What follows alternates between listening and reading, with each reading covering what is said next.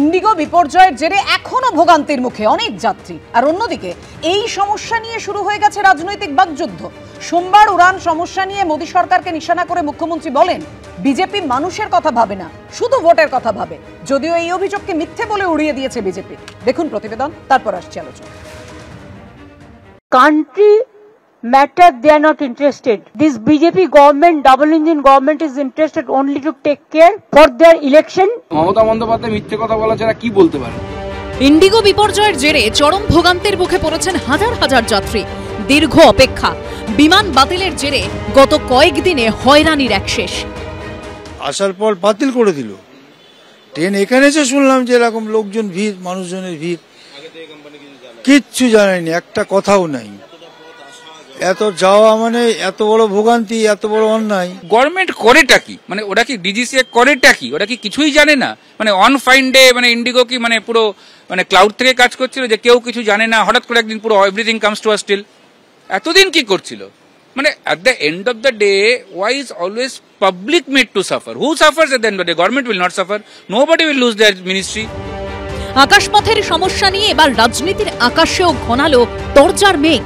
সোমবার এ নিয়ে সরাসরি মোদী সরকারকে নিশানা করেন Mamata Bandyopadhyay. Who is suffering since 7-8 days? Thousands of passengers, lakhs of passengers. So I would request the government of India, do some plan. So I do not know what they are doing. Country matter, they are not interested. This BJP government, double engine government is interested only to take care for their election and how to capture the vote, the EVM machine and the election commission and the agency. But they don't care the people. That is the main problem. And we care the people. পাল্টা জবাব দিতে দেরি করেনি বিজেপিও। মমতা বন্দ্যোপাধ্যায়ের তো এটা নতুন কিছু নয়। উনি কালকে যদি মেক করে তাও বলবেন যে কেন্দ্র দায়ী, উনি সমস্ত ক্রেডিট নিজের নেবে। উনি গিয়ে বলবেন যে আমি রেশনের ব্যবস্থা করে রেশন দিই, অথচ কেন্দ্রের টাকায় তার রেশন চলছে। আগের তুলনায় পরিস্থিতির উন্নতি হলেও এখনো যাত্রী ভোগান্তি পুরোপুরি কাটেনি। এর মধ্যেই তা নিয়ে শুরু হয়ে গেল রাজনীতিও। ব্রতদেব ভট্টাচার্য ও বিজেন্দ্র সিংহর রিপোর্ট, এবিপি আনন্দ। দেখো সাধারণ মানুষ কিভাবে প্রশ্ন তুলছেন।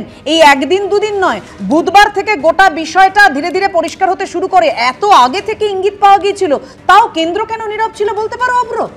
প্রথমত পাপিয়াদি, তৃণমূল গরু নিয়ে কথা বলবে, কয়লা নিয়ে কথা বলবে, বালি নিয়ে কথা বলবে, পাড়ার রকে বসে তোলাবাজি নিয়ে কথা বলবে, তার সঙ্গে অর্গান ট্রাফিকিং নিয়ে কথা বলবে। এগুলো যদি করে মানা যায়। তৃণমূল যদি এখন ফ্লাইট টাইট নিয়ে কথা বলে, সেটা কিন্তু মানার মতো জায়গায় আমার মনে হয় আপন বাঙালির কেউ নেই। আর দ্বিতীয় এবারে কিন্তু তথ্যে আসি, তৃণমূলের কথা না বলে, ফ্লাইট ডিউটি টাইম লিমিটেশন এর যে রুলসগুলো পাবলিশ হয়েছিল, সেই রুলসগুলোর পাবলিকেশন ডেটগুলো আপনারা দয়া করে দেখান। সেটা হচ্ছে 8 জানুয়ারি 2024। 8 জানুয়ারি 2024 this was published by DGCA.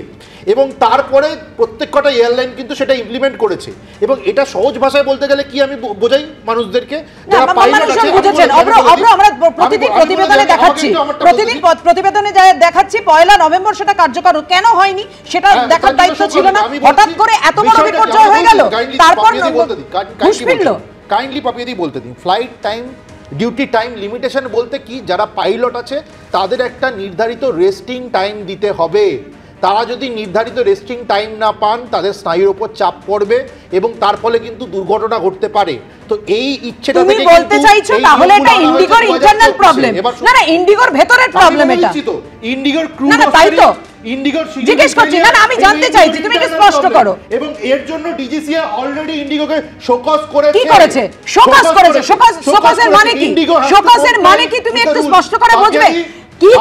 কি কারণে এই অবস্থা হলো সেটা জানতে চাওয়া হয়েছে। আচ্ছা তুমি বলো তো, হাজার হাজার মানুষ যাত্রী এই যে দুর্ভোগের মধ্যে পড়লো, কেউ অসুস্থতার জন্য চিকিৎসার জন্য যাচ্ছিল, দিনের নির্দিষ্ট কোনো কাজ ছিল, কোনো দুঃখের কোনো বিষয় নেই।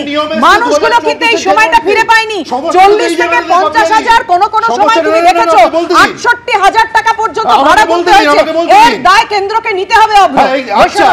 আমরা 8 জানুয়ারি 2024 নিয়ম আনলাম কেন্দ্র থেকে। আজকে ডিসেম্বর 2025 আমরা বারবার রিমাইন্ডার দিয়েছি কেন্দ্রের তরফ থেকে, ইন্ডিগো সেটা ইমপ্লিমেন্ট করেনি। কেন্দ্র রিমাইন্ডার দিচ্ছে, তার মানে তাহলে ডিজিসিএ কি করতে রয়েছে? অব্র এক সেকেন্ড, আমি থামালাম অব্রকে। তাহলে এই বিষয়টা স্পষ্ট, তাহলে এই বিষয়টা স্পষ্ট, ইন্ডিগো শুনতে হবে, অব্র উত্তর দিতে গেলে প্রশ্ন শুনতে হবে। আমি তো উত্তর দিচ্ছি একের পরে। না উত্তর দিচ্ছ না, উত্তর পাওয়া যাচ্ছে না স্পষ্ট করে। তার মানে এটা স্পষ্ট, ইন্ডিগো নিজের ব্যবসার জন্য সাধারণ মানুষের টুটি চিপে ধরতে পারে এবং কেন্দ্রকে বেকায়দা করতে পারে, কেন্দ্র চুপ করে সহ্য করতে পারে। কোন স্বার্থের কারণে? আবার বলছি ক্রু রোস্টারিং আর scheduling failure on the part of IndiGo. আমাদের আইন 2024 এ বলবৎ হচ্ছে, সেটা ইন্ডিগো মানেনি, মানতে তারা বাধ্য। বাকি সব এত মানুষের দুর্ভোগ হলো, এই দুর্ভোগের জন্য কয়লা নিয়ে কথা বলুন, হাজার হাজার লোক দুর্ভোগে পড়লো, 80,000 90,000 টাকা করে টিকিট কাটতে হয়েছে। আপনি কি করে অস্বীকার করবেন? ফেলিওরটাকে স্বীকার করুন। আপনাদের কেন্দ্রীয় সরকারের যে দায়িত্ব, সেই দায়িত্ব পালন করতে পারছেন না। আজকে ইন্ডিগো 80,000 70,000 টাকা করে টিকিট কাটতে হয়েছে। তুমি বলেছো, তুমি বলেছো, এবার বৈষম্যটাকে বলতে দিতে হবে প্লিজ। আজকে হাজার হাজার মানুষকে একটা বিপদের মুখে ঠেলে দিয়ে, বিপদের মধ্যে ফেলে দিয়ে 70,000 80,000 টাকা করে এটাই মুশকিল। নির্দিষ্ট বিষয় নিয়ে প্রশ্ন হলে উত্তর পাওয়া যায় না। আজকে তাদেরকে টিকিট কাটতে হচ্ছে 70,000 80,000 টাকা দিয়ে। কি অসভ্যতা করছে, বলতে দিচ্ছে না।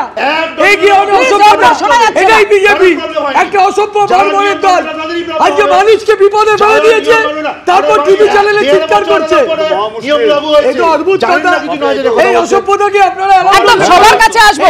দেখুন, একটা বিষয় পরিষ্কার, কিভাবে মানুষের দুর্ভোগের মধ্যে পড়তে হচ্ছে। কলকাতা থেকে ভুবনেশ্বর যারা রেগুলার যাতায়াত করেন তারা জানবেন যে 4 থেকে 10,000 টাকার মধ্যে ভাড়া, সেখানে সেটা বেড়ে 40 থেকে 50,000। ক্যাপিং হওয়ার পর নির্দিষ্ট একটা দূরত্ব অনুযায়ী সর্বোচ্চ ভাড়া 18,000 টাকা। আপনি বলুন তো, 6,000 টাকা 3 গুণ 18,000 টাকা কেন দেবো আমি? কি কারণে দেব? এর দায় তো কেন্দ্র কি সেই দায় এড়াতে পারে? যে কথা বলছে বিরোধীরা, আমরা অবশ্যই আসবো। তার আগে কতটা সমস্যার মধ্যে পড়েছেন যাত্রীরা একবার শুনে নিন। আর অ্যাকচুয়ালি আজকে সকালবেলা ফ্লাইট ছিল, যাতে আমি দিল্লি পৌঁছে যাবো, তারপরে মিটিং অ্যাটেন্ড করবো। আমার হলো না ফ্লাইট অ্যাটেন্ড, মানে ফ্লাইট ক্যান্সেল হয়ে গেল হঠাৎ করে, সেটা বোর্ডিং পাস পাওয়ার পর। মানে মানুষ আগে থেকে একটুখানি প্রিপেয়ারও থাকে, কিন্তু বোর্ডিং পাস পেয়ে গেছে, তখন ভাবছি হয়তো ক্যান্সেল হবে না, কিন্তু মানে বোর্ডিং পাস পাওয়ার পর ক্যান্সেল হয়ে গেল। তো সকালবেলা জানতে পারছি, তারপরে এখানে এসে চেক করছি কি রিস্কেডিউল হয় কিনা ফ্লাইট। তার মধ্যেও কথা বলার জন্য প্রথম কথা তো এয়ারপোর্ট ঢুকতে দিচ্ছে না ভেতরে, বলছে কি ইন্ডিগোর এখানে এসে কথা বলতে হবে। এখানে দুজন বসে আছে, দুজনের মধ্যে এত কোনো লোক, তারা ভিড় সামলাতে পারছে না, হ্যান্ডেল করতে পারছে না। তো এই অবস্থা আর কি। ক্যান্সেল ডিলে কিছুই দেখাচ্ছে না। তো তারপর আমাদের ফ্লাইটটা ক্যান্সেলই হয়ে যায়। তো 5 তারিখের আমি সকালে টিকিট করি। তো আমি বারবার গ্রাউন্ড স্টাফ থেকে সবাইকে জিজ্ঞেস করি যে আমার লাগেজ আসছে তো? তো ওরা বলে হ্যাঁ লাগেজ আপনার সাথে যাচ্ছে। তো বাট আমি এখানে যখন আসি তখন বলে যে না লাগেজ আসেনি, একটা ফর্ম ফিল আপ করি।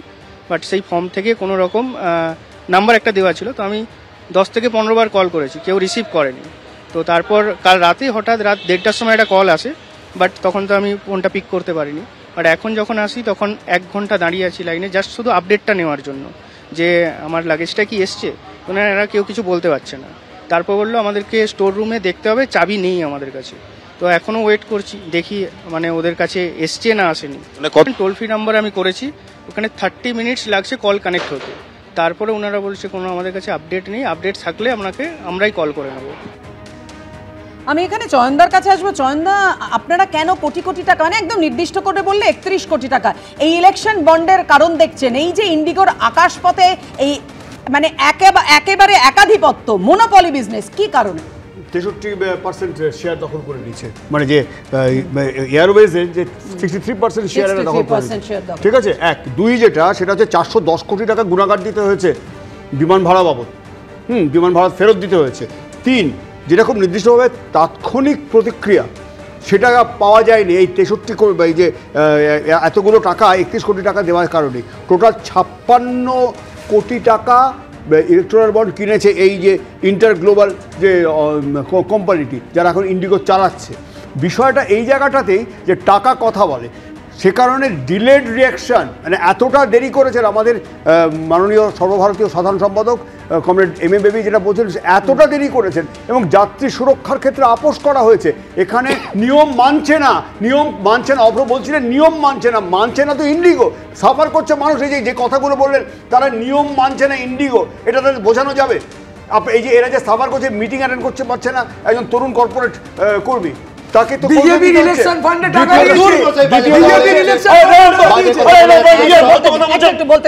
মানুষের কোনো কথাবার্তা শুনছি না আমরা।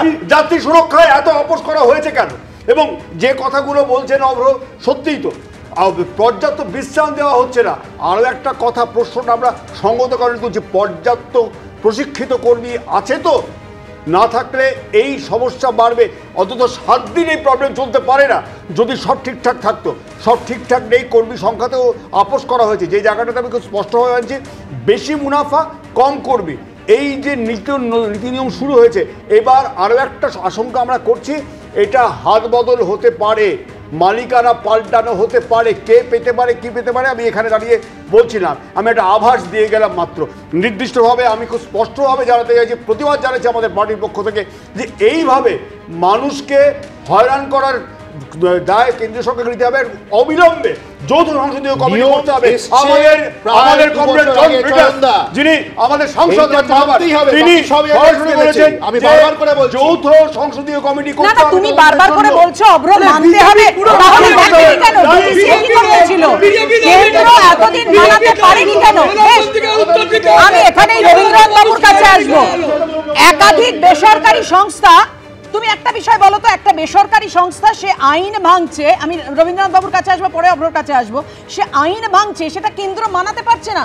আর অভ্র বারবার যুক্তি দিচ্ছে যে 2 বছর ধরে তো হয়ে রয়েছে, তাও ইন্ডিগো মানছে না। ইন্ডিগো মানছে না, শুধু মানছে না বলে এই দুর্বিষহ অবস্থা হবে সাধারণ মানুষকে। এর নেপথ্যে কি কারণ রয়েছে রবীন্দ্রনাথ বাবু? না সরাসরি তো বানানোর অনেক উপায় আছে। হ্যাঁ, একটা ধরুন 2 দিন বাদে এই যে 78,000 80,000 টাকা টিকিটের ফেয়ার হয়ে গেল, সেটা সেন্ট্রাল অ্যাভিয়েশন মিনিস্টার জানতে পারলেন 2 দিন বাদে। তিনি 2 দিন বাদে তিনি সে ব্যাপারে ক্যাপিং বললেন, ক্যাপিংটাও 3 গুণ বেশি, এবং সেই ক্যাপিং এর মধ্যে তারা যে পরিমাণ লাভ করে নিল, সেই লাভটা ফেরত দিয়ে দিক, সেই লাভটা কম্পেনসেশন দিক। কোনো কম্পেনসেশন ব্যাপারে কর্পোরেট কোনো আপোষ করেনি স্যার কোনোদিন। যাত্রী সুরক্ষার ব্যাপারে সম্পূর্ণ আপোষ করতে না, এসে মুনাফার ব্যাপারে নয় স্যার। আমি যাত্রীদেরকে বাজি রাখা হয়েছে ওদের জীবন, ওদের নিরাপত্তা। আমি সেটাই বলতে চাইছি যে এদের গোটা বিষয়টা এমন একটা জায়গায় দাঁড়িয়ে আছে যে এরা যা খুশি তাই করবে, এবং তাদেরকে একটা শোকজ করে ছেড়ে দেওয়া হবে।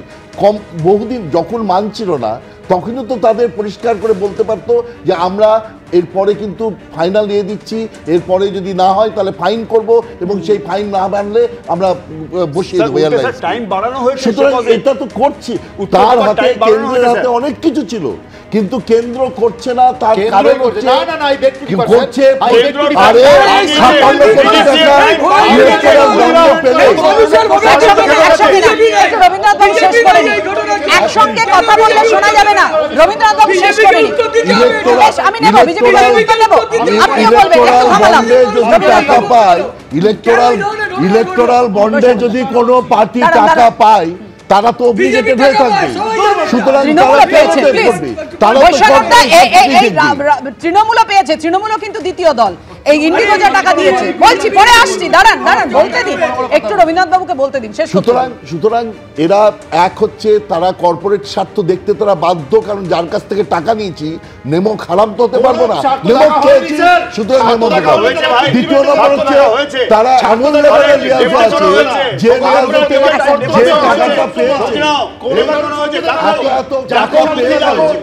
আমি অভ্রর কাছে আসছি। অভ্র, তুমি কেন্দ্রের ব্যবস্থা নেওয়ার কথা বলছো। কেন্দ্রীয় অসামরিক বিমান পরিবহন মন্ত্রী রামমোহন নাইডু তিনি বললেন কড়া ব্যবস্থা নেওয়া হবে, একদম পুরো বিষয়টা খতিয়ে দেখা হবে, কাউকে ছাড়া হবে না। ব্যাস হয়ে গেল।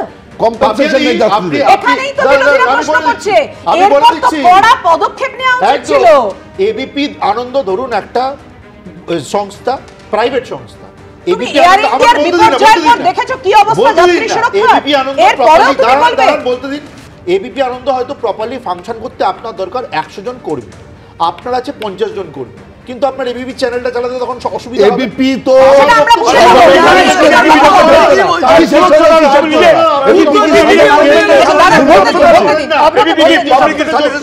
পারেন না, যেহেতু এটা এভিয়েশনের মিনিস্ট্রির আন্ডারে, এভিয়েশন মিনিস্ট্রি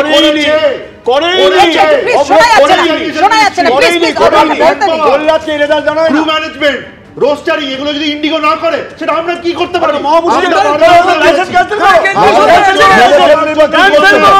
সবার